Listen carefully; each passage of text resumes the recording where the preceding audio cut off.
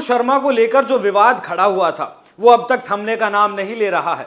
एक तरफ जहां नुपुर शर्मा के बयान पर अरब देश भारत की तरफ आंखें तरे रहे थे, उसके सामानों पर बैन लगा रहे थे, वहीं अब दूसरी तरफ आतंकी संगठन अल-कायदा ने भी नुपुर शर्मा के बहाने भारत को गीदड़ भभकियां देना शुरू कर दिया है। वैसे आपको बता दूं कि ये कायर लोग हैं, डरे हुए हैं और इनकी कोई हैसियत नहीं है, ये सच्चाई है। लेकिन जो इसने अपने मुखपत्र में छापा है उसके दो बिंदु जरूर सोचने वाले हैं, क्योंकि वो प्रधानमंत्री और नुपुर शर्मा से अलग हैं। वो कश्मीर को लेकर हैं, क्योंकि एक तरफ कश्मीर में चुनाव प्रक्रिया पर काम चल रहा है तो वहीं दूसरी तरफ आए दिन आतंकी मारे जा रहे हैं। अभी पिछले ही दिनों सेना ने हथियारों का इतना बड़ा जखीरा पकड़ा था जिसमें पता चला था कि घाटी में पुलवामा से भी बड़ा धमाका करने में के इनके मंसूबे थे। इस कायर संगठन ने पीएम मोदी की फोटो को जूते की मोहर के साथ छापा है और क्या क्या घटियापन दिखाया है बताऊंगा आपको इस रिपोर्ट में।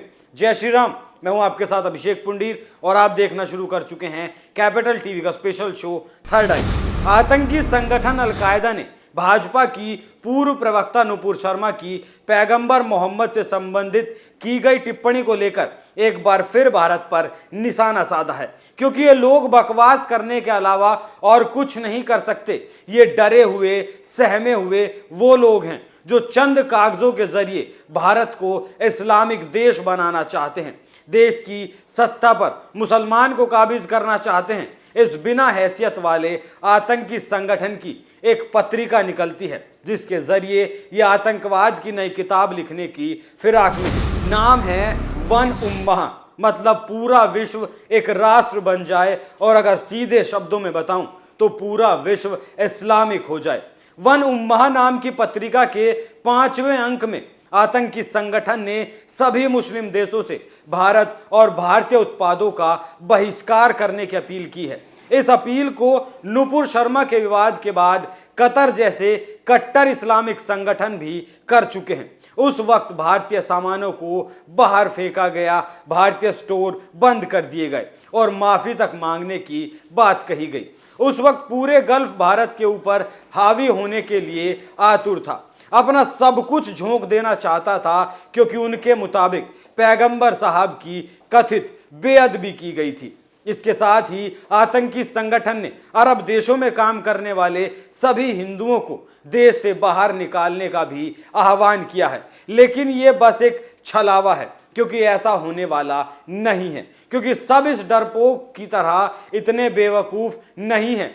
ये चाहता है कि एक और 9/11 किया जाए, लेकिन कर नहीं पाएगा, क्योंकि सबकी पैनी नजर इसी के ऊपर है। आतंकी संगठन के आधिकारिक मीडिया शाखा या कहें कि मुखपत्र अस साहब ने त्रैमासिक पत्रिका वन उम्मह का 5वां संस्करण जारी किया।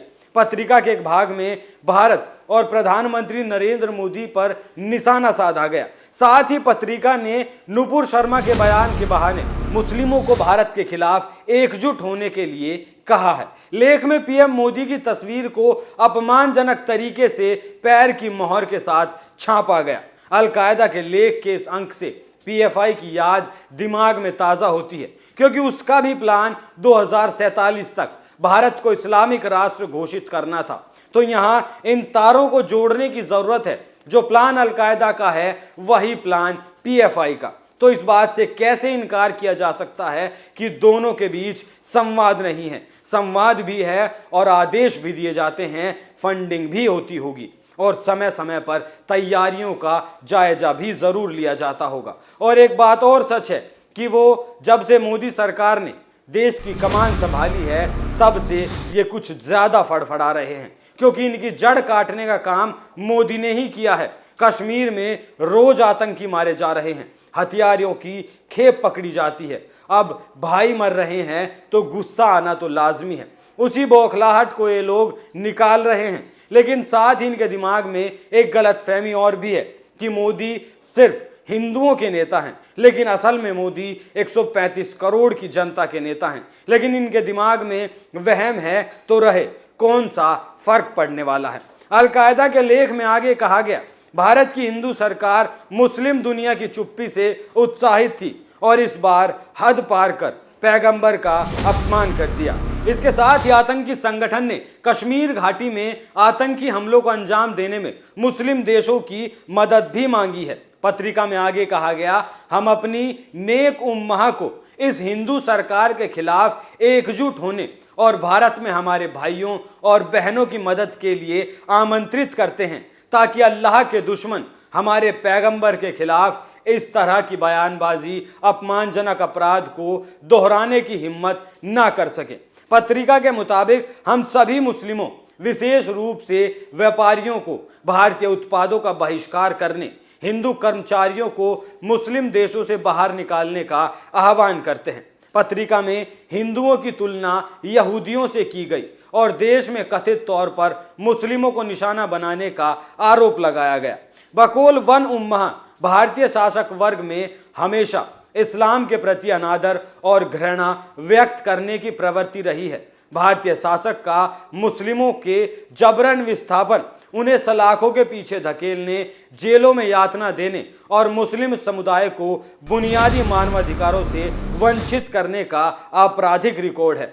पत्रिका में यह भी आरोप लगाया गया कि जिस तरह से यहूदियों ने फिलिस्तीनियों के साथ आपराधिक व्यवहार किया है, उसमें भारत अलग नहीं है। उसमें यह भी कहा गया कि भारत की हिंदू सरकार मुस्लिम देशों की चुप्पी से प्रोत्साहित है और पैगंबर मोहम्मद का अपमान किया है।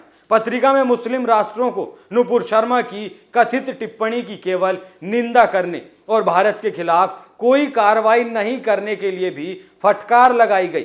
पत्रिका के अनुसार इन रीढ़ विहीन सरकारों ने अपमान और अपराध का जवाब केवल खोखली निंदा से दिया और कोई ठोस कार्रवाई नहीं की। दूसरी तरफ इन देशों ने भारत की हिंदू नेतृत्व वाली सरकार को समर्थन देना जारी रखा हुआ है और उनके साथ व्यापक राजनीतिक, आर्थिक और सुरक्षा संबंध बनाए हुए हैं। पत्रिका ने इसके साथ 9/11 में जान गंवाने वाले आतंकवादियों की तस्वीर छापी है और मुस्लिमों से कहा है कि वो इन नायकों को कभी ना भूलें। 9/11 के हमलावरों को नायक दिखाना अपने आप में पूरी तस्वीर को साफ कर देता है। इन लोगों को अब सबक सिखाने का वक्त आ गया है। अब इन पर तगड़ी तैयारी के साथ तगड़े प्रहार की जरूरत है। कश्मीरियों को भी ये साथ लाने की बात करते हैं, जो कि होने वाला नहीं है। और जैसे ये डरपोक लोग फड़फड़ा रहे हैं, वैसे ही अगर हिंदुओं ने गर्जना शुरू कर दिया तो हालत खराब हो जाएंगे। और जैसे ये लोग बहिष्कार बहिष्कार चिल्ला रहे हैं, वैसे अगर भारत ने 30 करोड़ मुसलमानों को निकालना शुरू कर दिया तो सारे इस्लामिक देश मिलकर भी इन्हें शरण नहीं दे पाएंगे। तो अलकायदा और जितने उसके रहनुमा हैं या जितनों का वो रहनुमा है, इस बात की दिमाग में बत्ती जलाकर एक बात सोच लें, ऐसी उल जुलूल हरकत करके यहाँ के मुसलमानों का जीवन नर्क ना बनाएं। एक बात और, देश के मुसलमान को अलकायदा की इस घटिया हरकत का खुलकर विरोध करना चाहिए और अगर नहीं करते हैं तो उनकी चुप्पी कहीं ना कहीं इन आतंकियों का साथ देती हुई नजर आएगी। आप इस खबर पर क्या राय रखते हैं, हमें कमेंट करके जरूर बताएं। थर्ड आई में आज के लिए इतना ही। कल फिर मुलाकात होगी एक नए मुद्दे के साथ। तब तक देखते रहिए कैपिटल टीवी। नमस्कार।